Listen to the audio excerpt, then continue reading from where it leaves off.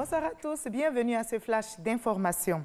Les épreuves écrites de l'examen du CEP ont démarré ce mardi sur l'ensemble du territoire national ivoirien. Plus de 500 000 candidats affrontent ces épreuves du certificat d'études primaires et élémentaires.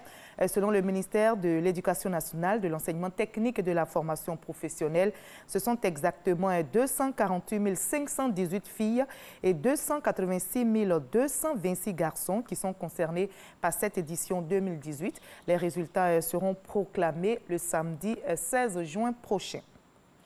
Ce mardi 5 juin, c'est la journée mondiale de l'environnement. Cette édition 2018 est consacrée à la lutte contre la pollution plastique. Le gouvernement ivoirien accentue la sensibilisation afin de réduire de toute urgence la production de plastique représentant une menace pour notre environnement. Eh bien, le message a été entendu par des établissements scolaires du côté de la commune d'Atekoubé. Des élèves ont été distingués à l'issue d'un concours de salubrité. L'école primaire publique Abobo-Doumé, Lagune 1, et l'école primaire privée Belle-Maryse, lauréate de la première édition du concours de salubrité. Ces deux établissements ont relevé le défi de la propriété des classes et de l'hygiène environnementale. Les 95 établissements que compte l'inspection d'enseignement préscolaire et primaire d'Atekoubé étaient en compétition. L'enjeu, éveiller les consciences du monde éducatif sur l'importance de l'assainissement, de l'environnement scolaire, facteur d'attractivité et de succès pour les enfants. Les enfants sont à l'aise dans une classe propre.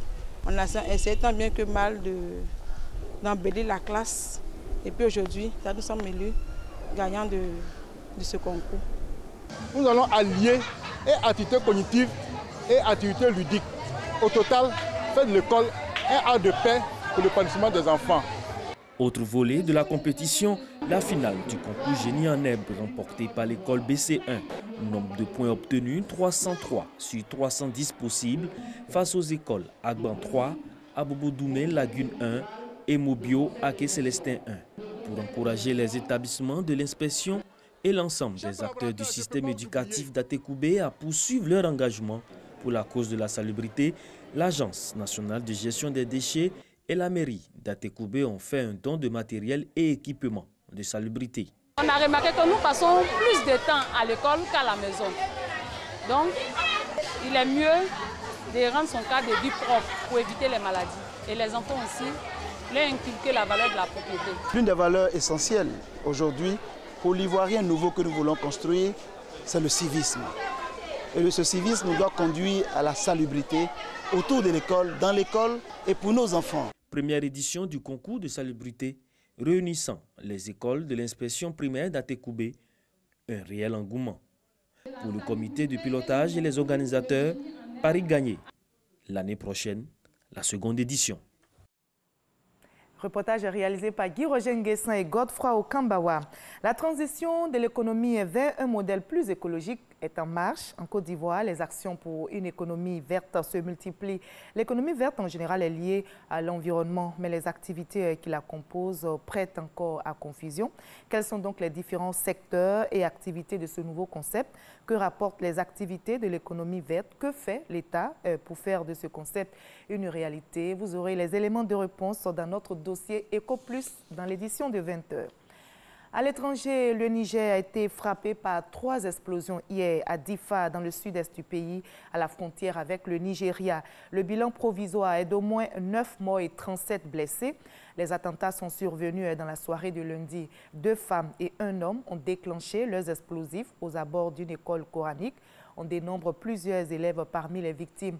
Ce mardi matin, les écoles et le marché sont restés fermés.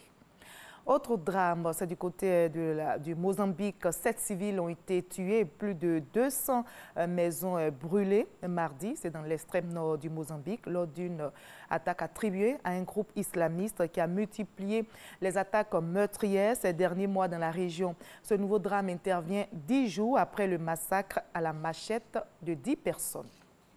Enfin, au Congo, le G7, une des plateformes de l'opposition, interpelle le président Joseph Kabila.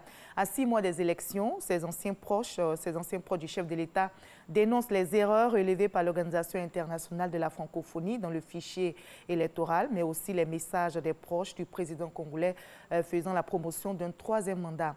Pour le président du G7, Pierre Lumumba, il faut que le président Joseph Kabila puisse fixer l'opinion.